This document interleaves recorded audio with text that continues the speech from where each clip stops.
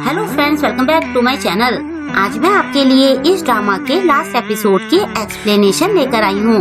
तो चलिए बिना देर किए कहानी की शुरुआत करते हैं। कहानी में आगे हम देखते हैं कि क्लास में नारी सिर नीचे करके बैठी होती है। स्योमी और सुंजी उसे उठाने की कोशिश करते हैं, लेकिन नारी वैसे ही बैठी रहती है। वो इंटरवल होने तक सिर नीचे करके बैठी रहती है। इंटरवल होने पर स्योमी और सुंजी चांगयांग से नारी का ध्यान रखने को कहकर लंच के लिए चली जाती हैं। पहले तो चांगयांग भी नारी की तरफ फेस करके लेट जाता है। तभी अचानक से वो पूछता है कि कहीं तुम बीमार तो नहीं हो। नारी जवाब देती है कि मैं ठीक हूँ। चांगयांग उसका माथा छूकर कहता है कि तुम्हें तो बुखार है। वो जल्दी से नारी को ट्रॉली में बैठाकर नर्स के ऑफिस में ले जाता है। जब नारी होश में आती है तो उसे पास में ही चांगयांग का लिखा नोट मिलता है, जिसमें उसने उसे आराम करने के लिए कहा होता है। दूसरी तरफ सियंग यूरिम के साथ कुछ डिस्कशन कर रहा होता है। तभी अचानक से स्योमी और सुंजी वहाँ आती है। यूरिम कहती है कि तुम लोग यहाँ नहीं आ सकते हो। स्योमी कहती है कि तुम अपना मुंह बंद रखो, तुम्हें देखकर मेरा दिमाग वैसे ही खराब हो जाता है। अच्छा होगा कि तुम बीच में ना ही पड़ो। फिर वो सियंग से कहती है कि मुझे तुमसे कुछ बात करनी है। सियंग पूछता है कि तुम्हें किस बारे में बात करनी है। स्योमी उसे एक पेपर देते हुए कहती है कि इसमें अपने साइन और अंगूठे का निशान लगाओ और आज के बाद अपना हंसता हुआ चेहरा लेकर नारी के सामने मत जाना। सुंजी कहती है कि आज के बाद तुम उसकी बेकरी की ब्रेड भी नहीं खाओगे। तुम्हारी वजह से ही आज नारी की ऐसी हालत है। उनकी डिमांड सुनकर सियंग चौंक जाता है। वो पूछता है कि नारी को क्या हुआ। स्योमी कहती है कि तुम्हें उसकी फिक्र करने की कोई जरूरत नहीं है। मेरा बस चलता तो मैं तुम्हें अच्छे से सबक सिखाती, पर मैं नारी की वजह से तुम्हें छोड़ रही हूँ। वो पेपर वहीं रखकर कहती है कि अगर तुम्हें थोड़ी सी भी इंसानियत बची है तो नारी के सामने दोबारा मत आना। ऐसा कहकर वो दोनों वहाँ से चली जाती हैं। कुछ देर बाद सियंग पेपर पढ़कर सोच में बैठा होता है। यूरिन कहती है कि वो लोग तुम्हें ऐसे ट्रीट कैसे कर सकते हैं, तुम तो परेशान हो गए होंगे। सियंग पूछता है कि तुम क्या कहना चाहती हो। यूरिम कहती है कि मैंने सुना था कि नारी तुम्हारे पीछे पड़ी हुई थी और जब तुमने उसे मना कर दिया तो वो रिजेक्शन झेल नहीं सकी, इसलिए उसके फैंस तुम्हारे पीछे पड़ गए हैं। जिन लोगों को दूसरों की फीलिंग्स की परवाह नहीं होती वो सेल्फिश लोग होते हैं। सियंग कहता है कि मैं समझ सकता हूँ, जिसे तुम अच्छा मानते हो अगर वो किसी और की वजह से हर्ट हो तो तुम्हें भी गुस्सा जरूर आएगा। और ये सब नारी की तरफ से वन साइडेड नहीं था, इसलिए जब तक तुम्हें सब पता ना हो तो कुछ भी नहीं बोलना चाहिए। शायद ये ज्यादा बचकाना और सेल्फिश बिहेवियर है। उसकी बातें सुनकर यूरिम का मुंह उतर जाता है। दूसरी तरफ चांगयांग नारी को देखकर सोचता है कि ये ठीक होने का बस दिखावा कर रही है। शाम को वो नारी से पूछता है कि क्या तुम ठीक हो, क्या कुछ है जो तुम्हें परेशान कर रहा है। नारी कहती है कि मैं ठीक हूँ। वो दिन में उसकी हेल्प के लिए उसे थैंक्स कहती है और फिर घर चली जाती है। चांगयांग सोचता है कि मैं बहुत यूजलेस हूँ। उसे नारी का बस पास पड़ा मिलता है। वो बस स्टॉप पर नारी को पास देने जाता है।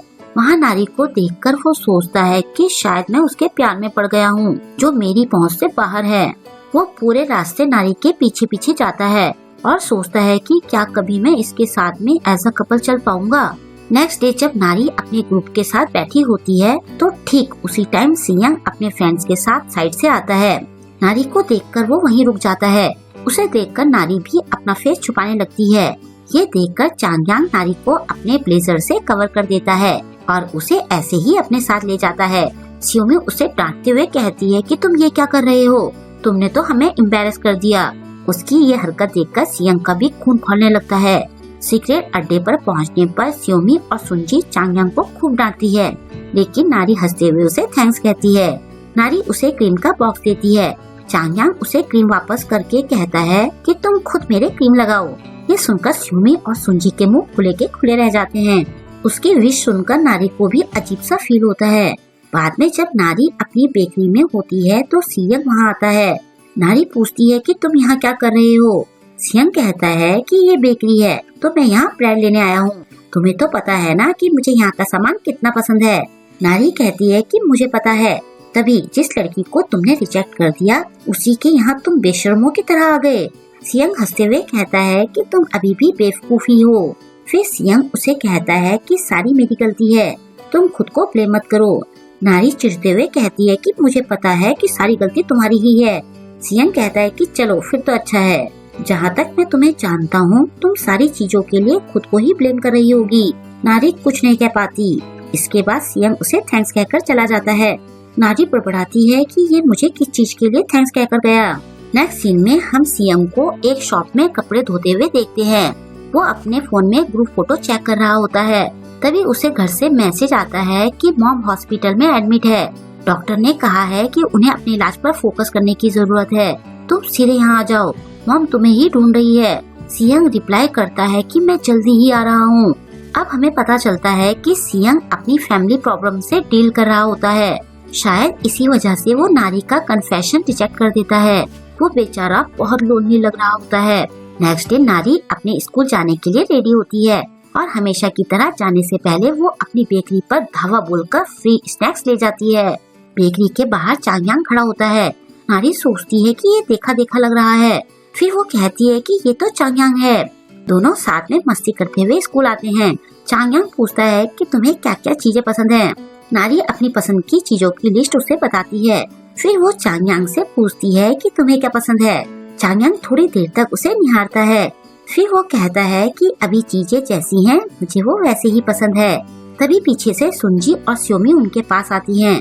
वो दोनों नारी को अपने साथ खींचकर ले जाती हैं। आगे चलकर नारी चांगयांग को बुलाती है। चांगयांग खुश होकर उनके पीछे भागता है और यहीं पर इस सीजन का एंड हो जाता है। अब चांगयांग, नारी और सियंग के लव ट्रायंगल का क्या होगा? नारी किसे चुनेगी? क्या उसे चांगयांग की फीलिंग्स का पता चल पाएगा? क्या चांगयांग उसे कन्फेस करेगा? और यूरिम अब नारी के लिए क्या नई मुसीबत खड़ी करेगी? इन सारे सवालों के जवाब हमें इसके नेक्स्ट सीजन में मिलेंगे, तो वेट कीजिए इसके नेक्स्ट सीजन के आने का। आई होप कि आपको आज का ड्रामा पसंद आया होगा। आपको ये ड्रामा कैसा लगा मुझे कमेंट करके जरूर बताएं और वीडियो को लाइक और शेयर करना ना भूलें। अगर अभी तक आपने मेरे चैनल को सब्सक्राइब नहीं किया है तो प्लीज मेरे चैनल को सब्सक्राइब कर लें और लेटेस्ट वीडियोस की नोटिफिकेशन पाने के लिए बेल आइकन को प्रेस करना ना भूलें। मिलते हैं जल्द ही नेक्स्ट ड्रामा के साथ। Thank you.